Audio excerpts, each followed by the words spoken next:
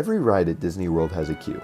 The main function of a queue is to hold a line of people waiting their turn to go on an attraction. Now, Disney World has a lot of attractions and thus a lot of queues. In this video, I will be going over my top 5 best queues from all the parks at Walt Disney World. Quick note, this list isn't objective. I'm pretty biased in my selection of best queues, but I also want to try and persuade you guys as to why I've chosen the queues that I have. Side note, I'm not including any rides that are retired in the top 5 list, but I'll mention them later. Stay tuned to find out.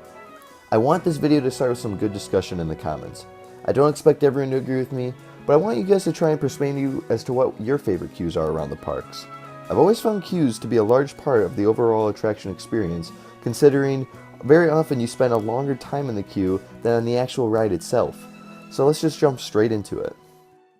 To start this list, we begin with DINOSAUR. I think the biggest distinction you can make between a good attraction queue and a bad one is storytelling.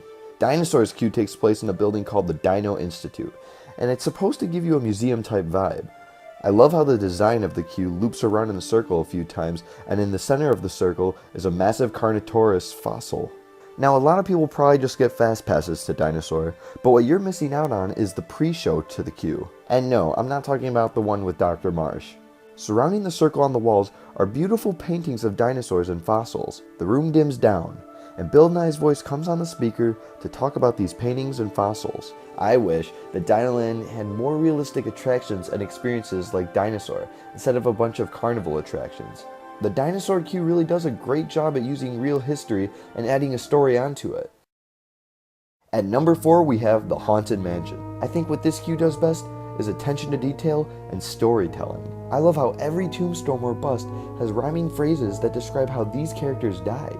Many of the tombstones also contain Easter eggs on them. In fact, many of the tombs up by the front of the entrance have the names of old Disney Imagineers on them. For example, the famous Madame Leota tomb. It's a tribute to Disney Imagineer Leota Toombs, and was the original model for the floating head illusion. Speaking of Madame Leota's tomb, everyone knows how those eyes open up and look around. That has always creeped me out since I was younger, and it's one of the reasons I love the Haunted Mansion queue. It's the small details. Indoors, there's the aging man painting that over the course of time changes from a younger man to eventually a skeleton. Moving forth, there's the ghost host spiel, with the stretching room and paintings revealing some characters' deaths. The stretching room is arguably the most famous part of any queue at all the parks, and for good reason. It's great storytelling. Now, I haven't talked too much about the outdoor interactive queue, but overall I think it's a cool idea. I've heard some people call it tacky, but I think these people should look closer at the small details. Haunted Mansion's queue is supposed to set up a story for you before the ride begins, and I think it does it so flawlessly. Not to mention, the air conditioning on the inside is some top-notch stuff, and probably is some of the best Disney World has to offer. I think one of the core principles of a queue is to set the mood before going on an attraction. One of the best ways to accomplish this is through sound, and that is exactly the reason why I have chosen Space Mountain for my number 3 spot. If you couldn't tell by my YouTube name, I clearly love the Space Mountain queue. And I'm going to go on a whim and say, Space Mountain's queue has the best music in all the parks, hands down. From the opening track to the Star Tunnel music, I just can't get enough. Just listen to it.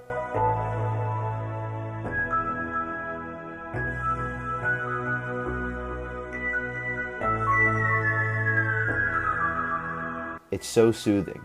And once you make it deeper into the queue, it becomes more quiet with some ambient sounds. However, I can't really play Space Mountain at first, to be honest. It's not the most interesting queue. Yes, the music is simply fantastic, but besides that, there's not too much else. I will say that I do like the images of galaxies and nebulas, and the old school effects of space-themed displays are pretty neat. I also think that the lighting of the queue really fits the theme of going to space.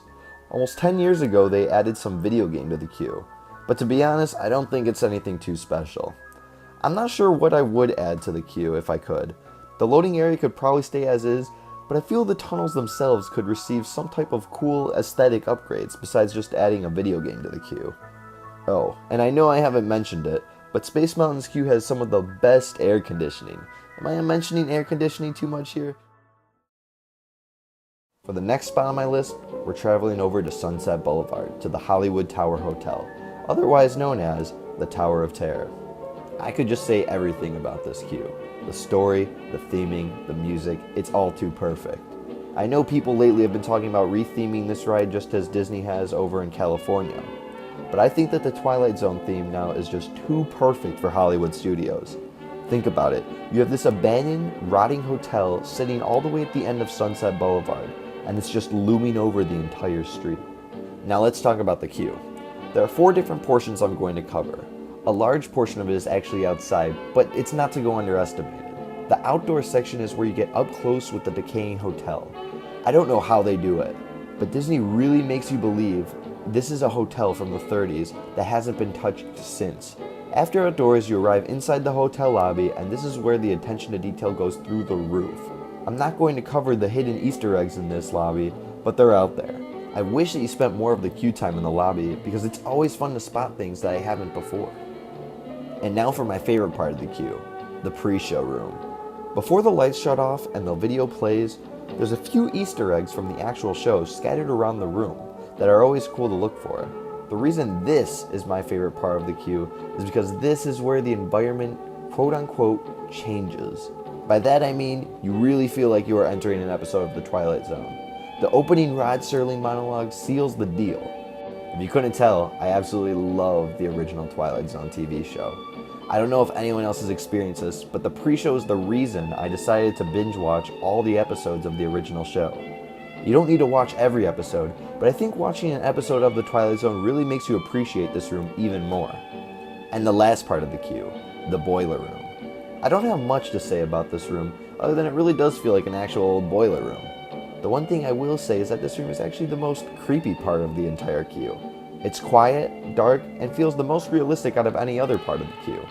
All in all, the Tower of Terror's queue feels like it really does everything right. However, I think there is one ride that does everything it does, and even better.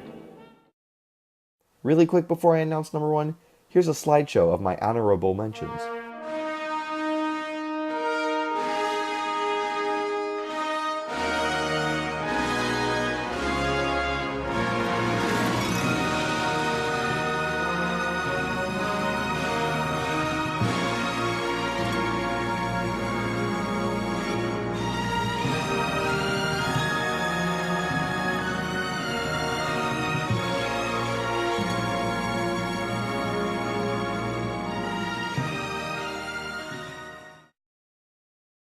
At number 1 on my list, I have Disney's largest mountain, Expedition Everest. This queue takes all the ideas I've stated in the Tower of Terror's queue and excels at them. I think this ride's queue has the highest level of detail I've ever seen in a queue before, and it's all tied to the central story that you are climbing Mount Everest, where it's said that a Yeti lurks. I gotta imagine during the process of conceiving this ride, the Imagineers were like, you know what? We don't need a pre-show. The queue itself will be the pre-show. I think this is what's key when analyzing Expedition Everest's queue. The story is the most important part of it all, and I think the Imagineers crafted the story in the best way possible by using authentic props all around the queue. Disney is constantly trying to suspend your disbelief all throughout the parks, but I think Expedition Everest goes beyond this. The queue story seems almost too real, and the memorabilia and props are a large reason for this. I wonder how many people have been legitimately convinced by this ride that there is a Yeti or Yetis that exist in the Himalayas. While obviously there are some fake props to create this illusion of there really being a Yeti in the Himalayas, it's freaky that most of the props are genuine. But that's what makes this story so engaging. It's essentially a museum. I know that the story is all fiction, but it's insane how much the queue really makes you second guess yourself. All the images, carvings, statues, footprints, and skulls relating to this Yeti aren't the only props that set the atmosphere. I love how there is hiking gear scattered everywhere and a setting that looks like you are preparing yourself to go on this quest.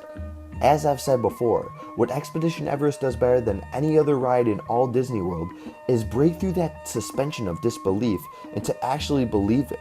The attention to detail is some of the best, if not the best, in all the parks, and it's because of the authenticity. I wish we saw more ride queues try to do what was accomplished for this one.